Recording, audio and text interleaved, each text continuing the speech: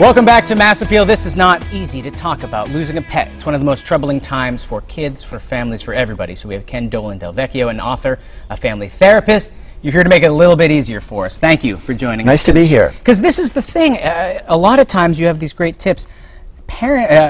Sometimes we have more suffering from pet loss than we do from family loss.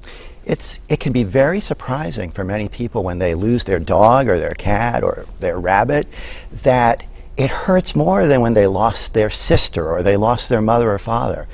But it makes sense if you think about how closely we live with our pets. They're in our homes. We touch them every day with our hands.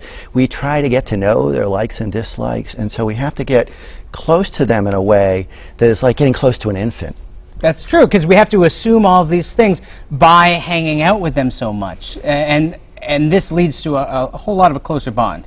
I know for me, every day I'm the first one home in my family. My dog's greeting me. And if I ever don't have that, or if someone's pet sitting for me, there's an emptiness inside of me, and the dog's just gone for a day or so. And as they get older, we often have to do things for them that bring us even closer. So we might have to give them their medication. We might have to check on their condition by handling them and figuring out if they're losing weight. We might have to do things that we would only do for somebody who we have full responsibility for. Yeah. And so when we lose them, it hurts. We don't know where to go. It hurts. And it's really important for people not to feel guilty about that, not to say to yourself, oh my gosh, I'm feeling worse about Fluffy or about Rusty. Well, and I think when we talk about feeling bad for ourselves, where it most manifests itself is in a euthanasia situation. When we have to put a pet down and that's our decision, right, that puts so much loss and grief on you.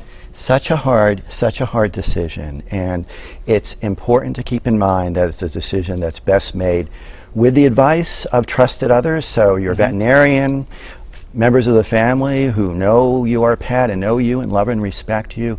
The basic guideline to keep in mind is that if the pain and suffering of illness or infirmity or age gets to be worse than the pleasures of living, then it's time. And it's not, you don't want to think about it as I'm killing my pet. You want to think about it as I'm ending their suffering. I'm helping them to leave this ordeal. The thing about euthanasia, though, is that afterwards, even the most caring and loving pet guardians tend to feel guilty, tend to second guess and revisit. It's just part of what we do. And I think it's important, too, to talk about the fact that everybody grieves differently. I think you have a husband and a wife situation, a couple situation, and there's different levels of grief. There's different ways that grief is shown. Right, and some people are full-on tearful and distraught, and it lasts for quite a long time. And one of the things about grief that's so confounding is that it's up and down. Sometimes you're feeling like I'm kind of in an okay place with this, and then maybe a minute later, a day later, in the pits of sadness. But it's very individualized, and so I may experience grief in that sort of a way. Person who I live with may just sort of move forward, and there's no right or wrong. It doesn't mean they didn't care. It doesn't mean that you loved better or more deeply. It's just different, and that's really important for people to hang on to. That's true. Much like a fingerprint, everybody's grief and the way that they manage it is very different. But we need to take really good care of ourselves. That's a huge tip. So important, because it's a stressful time. It's a hard time. So it's good to do the things that we do habitually that help us to feel well. So to make sure that you keep eating well, that if you exercise or you meditate or you do yoga, that you do those things, that you stay in touch with the people who provide you support. You keep on track. You keep on track with your life as best you can.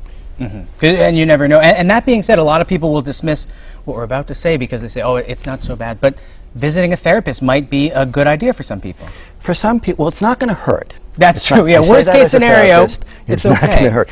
But it's often not necessary. What you want to look for is if you can't keep up with the basics of your life, if you can't keep yourself up and active, if you're having a really hard time, particularly if you are so down, you feel so sad that it's unrelenting for 2 weeks, you don't feel one little bit of joy, then you're beginning to cross over into the point where you probably want to be evaluated to see if you have clinical depression. But generally, most people can move through grief without a therapist.